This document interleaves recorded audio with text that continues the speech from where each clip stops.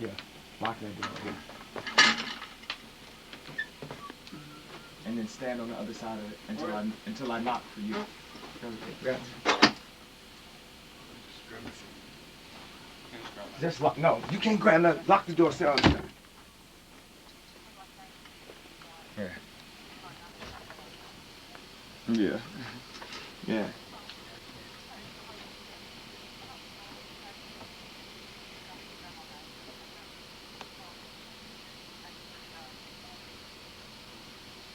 Right. The old school shit. Yeah. Yeah. I'm doing great. I feel so awesome about the music. The album is coming out February 11th. I'm doing the fashion show February 11th at Madison Square Garden. We're dropping the album that February 12th that morning. It's like, yeah, yeah, yeah.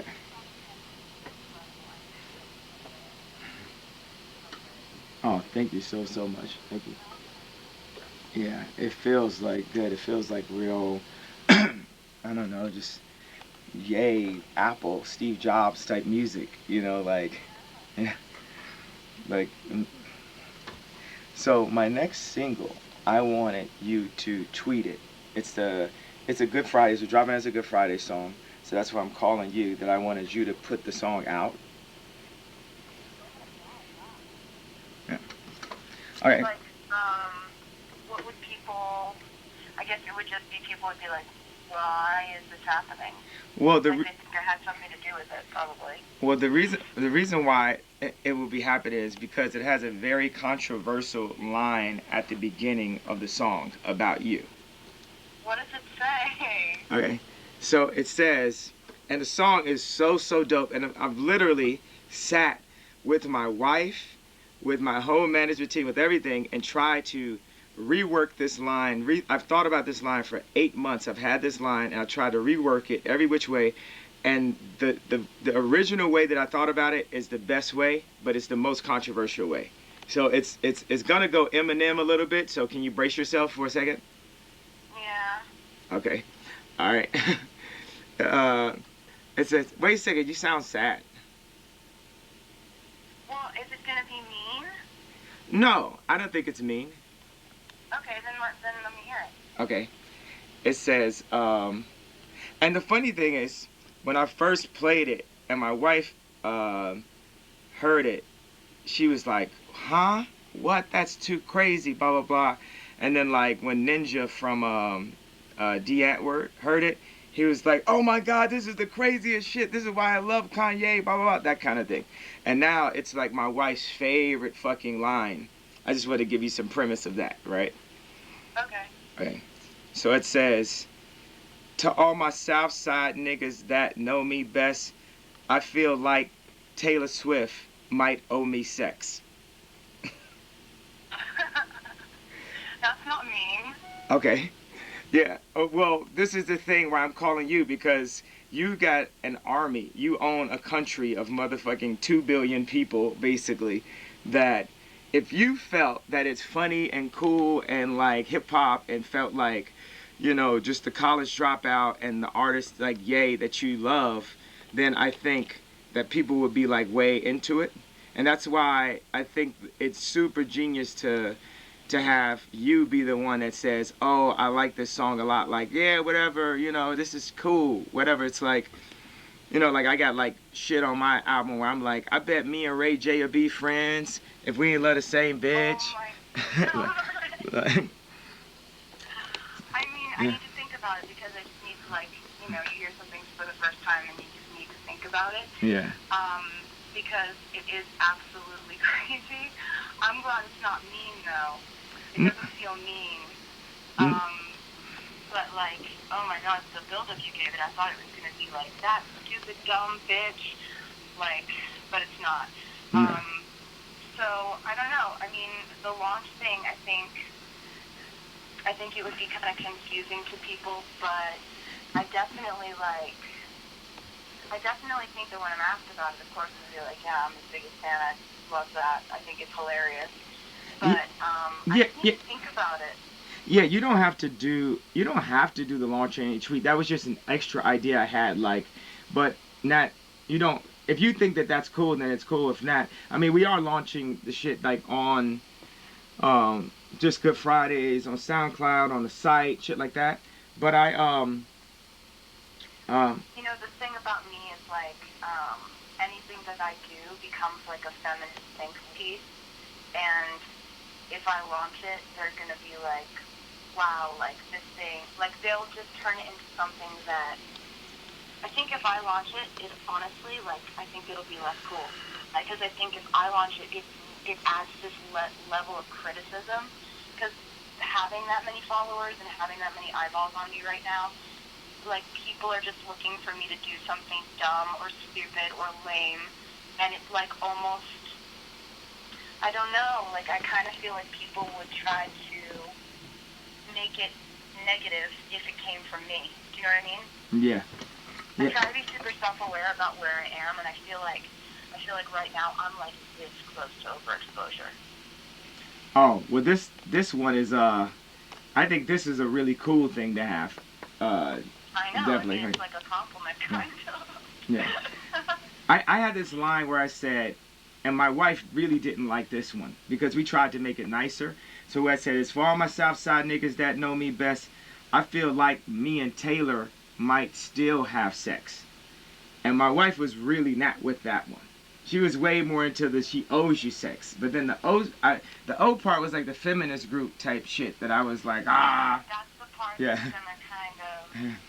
I mean, they're both really edgy, but this like that's the only thing about that line is that it's like it's just the feminists are gonna come out.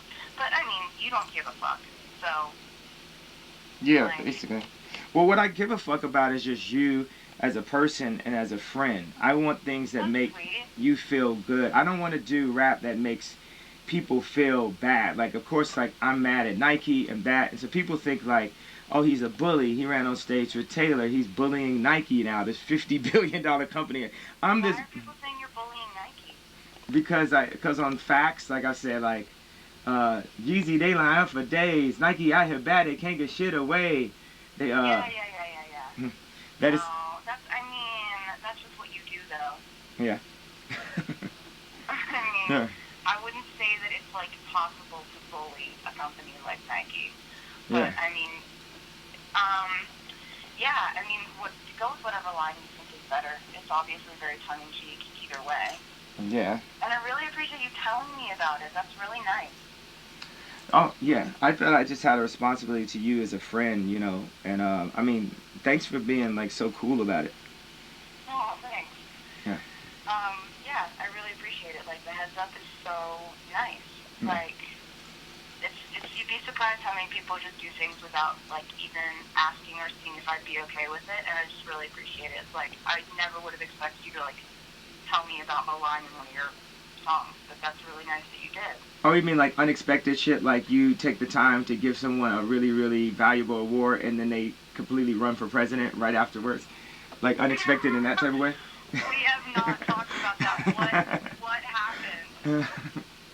I just thought that was wavy. It was vibey. Actually, you know, funny thing, as I thought about the weed and the president, both of those things I thought about in the shower the day before. I just started laughing like crazy. And I was like, I gotta say that I had just smoked some weed and then say I'm gonna run for president. Like it's gonna be. So those are my basis of. I knew I wanted to say the thing about going to like the Dodgers game with my daughter and like getting booed and that being scary. And I knew I wanted to say like me changing and thinking about people more since I had a daughter. And then I wanted to say the weed thing, and then I wanted to say the president thing, and everything else was just like off the cuff. Yeah. Oh my god, it was definitely like it stole the show. Yeah. It was pretty and crazy. then the flowers that you sent me, I like Instagrammed a picture of them, and it's the most Instagram likes I've ever gotten. It was like 2.7 million likes on that picture of the flowers you sent me. Yeah, it's some connection or something that I think is really important about that moment when we met on stage. It's something that I think is really important about that, like, and where humanity is going, or now where me and Kim are, and having a family, and just everything, the way things are landing. So it's always, relationships are more important than punchlines, Yeah, Yeah. I mean, I don't think anybody would listen to that and be like, oh, that's a real diss. Like, she must be crying about that line. Um, and I think because of how crazy and strange and fateful the way we met was, I think we have to pick our moments to like do stuff together and make sure it's only really cool stuff. Yeah, exactly. Like we can't have it like be somebody else's idea that gets in front of, and they're Mm-hmm. like, because it's if you're like a really true creative, visceral, vibey like person, it's probably hard for you to work at a corporation. So how can you Mm-hmm. give a creative, creative ideas, and you're working in a house of non creativity? It's like this weird. So whenever we talk directly, okay. Now what if later in the song, I was also to have said, I made her famous. Is that is Oh, it? did you say that? Yes, it might have happened. Oh God. Well, what am I gonna do about it? I like that. Do the hair flip. Yeah, I mean, um, Mm. it's just kind of like whatever at this point. Yeah. But I mean, it's just you got to tell the story the way that it happened to you and the way that you experienced it. Like you honestly didn't know who I was before that. Like Yeah. it doesn't matter if I sold 7 million of that album before you did that, which is what happened. You didn't know who I was before that. It's fine. Yeah. But yeah, I can't wait to hear it. Yeah. I mean, it's fun. It's definitely you're get ready to trend. That's all I can say. What's the song called? It might be called Hood Famous. Oh, cool. All right. Is it going to be like a single, or is it going to be a SoundCloud release? What are you doing? Oh, this one right here is like fucking song of the year type territory. Oh my God, Yeah. amazing. Yeah. That's crazy. Oh my Yeah. God. Oh, speaking of Song of the Year, are you going to Grammys? I, you know what? I was thinking to not do it, but I think that this song, uh, you know what? I'm gonna send you the song, and send you the exact wording and everything about it, right? And then we could sit and talk through it. But if the song goes and fucking just More stuff. They just like look at us and they're like, you already have so much. Even if we've made an incredible achievement, it's harder for people to write down our names for some reason. I get it. I mean, I get it. It's just human nature. It's envy. It's asking people in our industry to vote for the people who are already killing it. yeah. Yeah, it's like how it's like so many people wanted Meek Mills to win because uh so many people wanted Meek Mills to win because just Drake was just killing it for so long. And they were just like, we just need like Meek Mills to like but I think, okay, so that has my mind going through a lot of places to problem solve. But I was talking to Ben Horowitz. Do you know this guy? He's a VC at Dreesen and Horowitz out of San Fran. But he's down with I the. know that name, but I don't know him. It's just like the San Fran clique, that type of thing. Like he stays down the street from Mark Zuckerberg and shit like that. So I was talking to him and I was like, bro, like me, I'm in personal debt. I'm in debt by a good like 20, 30 million ever since the fashion and still have not made it out of it. So that's part of the reason why I had to go to Rock Nation and the touring deals, blah, and it allowed the whole town to try to feel like they could control Kanye or either talk to me like I'm regular or have agents do it, but they saw they couldn't. It's like even in debt, he moves around like he's like a billionaire. I'm like, yeah, I'm a cultural trillionaire. I might have financial debt. So I told Ben Horowitz, I was like, you guys Mark Zuckerberg, or whoever, Tim Cook, you guys have to clean that up. So I'm sending Ben Horowitz my current balance.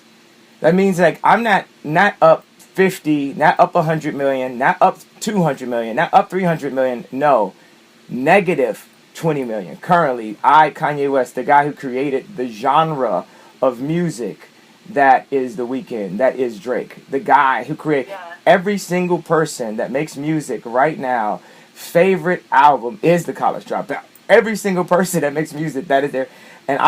But I'm rich enough for, I have my wife, like my wife, I went into debt to my wife by $6 million working on a fucking house less than like a few months ago, and I was able to pay her back before Christmas and shit like that. So, when I talked about Nike, the idea that they wouldn't give me a percentage, that I could make something that was so tangible when Drake was just rapping me into the motherfucking trash can, that I could have something that was tangible that showed my creativity and expressed myself, that also could be a business that I could have a 5 times multiple on and actually be able to sell it for like $100 million, $200 billion.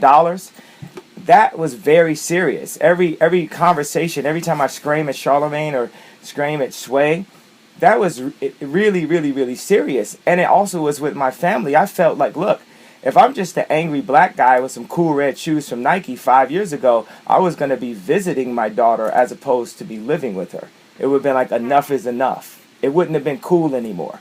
Because it would have been a group of people, including my wife, that all had at least like 500, 400 million in their account. And then you get the angry black man at the party talking about, I'm the one that put Kim in the dress. I'm the one who did this. That. But it never realized itself. So that's one of the things I just talked to Ben. And I'm really, because I talk about it on the album, talk about personal debt and shit. Just the idea, like, oh shit, this dude with this fucking Maybach that makes fucking $50 million a tour still hasn't lined it up or came out of the point when AEG and Live Nation wouldn't give him a deal. The debt started after Watch the Throne, because I got no deal, but I still was doing like creative projects on my own, shooting a film in Qatar, doing a fashion show, just trying to, be very Disney, be very visceral, be creative. And I'm sure you've thought about this up and down, but I mean, is there a way to monetize Yeezys in a way that you felt would still keep them authentic, but make them into a multi-billion-dollar company? Well, that's what we're gonna do. That's what we're in the plans of. Yeah, I have no. Yeah, I'm 100% gonna be like a multi-billionaire. I think it's fun that I can like be like Charlie Sheen and be like, hey, like I got AIDS, like that. To me, like I told Drake that the other night. I was like, yo, Drake, I'm in personal debt. And for me to tell Drake, the fucking #1 bachelor in the world that could fucking wrap anybody into a trash can that lives 4 blocks down the street from my wife, and like basically fucks all of her friends, that I'm in personal debt, is such a like putting down the sword or putting down the hand or showing the hand, that I don't have my poker face on with any of you guys. I'm just me. I'm just a creative. Everything I did, even when it was mistimed, whatever, it might have been from a, it's always like from a good place. And I know that I'll overcome it. And I know that the world will overcome it, because like I'm going to change the world. I'm going to make people's lives better on some post Steve Jobs, Howard Hughes type shit. Like, I'm going to do things with education. I'm going to do things that help to calm down murders in Chicago or across the globe. Things to help to calm down police brutality, to equalize the wealth meets the class system. Because there's a bunch of classes, wealthy people that hate Obama because he's more social, and he wants the people who don't have anything to have everything. And in my little way, by learning how to design is something that's only given to the rich currently. The exact color palette that Hermes uses versus the color palette that Forever 21 uses. A color palette is extremely important. Color is important. The knowledge of proportions, the size of our house versus the size of someone else's houses, and just the dynamics of the proportion. Like, I don't want this conversation to go too long, but I wanted to give you a bit of like where I'm at, the perspective that I'm at, and the fact that I am the microprocessor of our culture. Meaning, like, I can figure out how to give Rihanna a Mary J. Blige type album. I can figure out how to get the fashion world to accept my wife and thus the whole family. I can figure out a lot of I can figure out how to make something that you're wearing to the airport 5 years after the entire globe was like, hang that nigger alive, and fucking, Ugh. and let's watch him die slowly, publicly. So it's a lot. I figured that out for myself. So it's a lot of shit that we collectively, with the power that you have and your fans, the power my wife has, the power that I have, that we can do to really make it where it's not just the rich getting richer, but you know, make it not just a fucking charity, not singing for Africa, change things in a way that people can experience shit themselves, a piece of the good life, you know. Yeah. Hmm? Yeah. I mean, they're amazing ideas and amazing concepts, and I definitely like would love to talk to you more about it. I know you have to do something right now, but I love that that's where your head is, and it's been like that. I mean, when we went to dinner, I mean, it was the rumblings of those ideas. Like, I like that you're always thinking outward, and like, over the last 6, 7, 8 years, however long it's been since that happened, like, I haven't always liked you, but I've always respected you.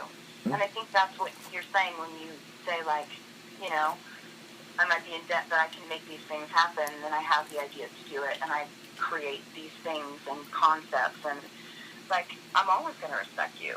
And I'm really glad that you had the respect to call me and tell me that as a friend about the song, and it's just, like, it's a really cool thing to do, like, and a really good show of friendship, so thank you. Oh, thank you too. And, if people ask me about it, I think it would be great for me to be like, look, he called me and told me the line before it came out. Like, joke's on you guys, we're fine. Yeah, okay, I think that's pretty much the switch right there. Yeah. Like, you guys want to call this a feud, you want to call this throwing shade, but, right after the song comes out, I'm going to be on a Grammy red carpet, and they're going to ask me about it, and I'll be like, he called me and sent me the song before it came out.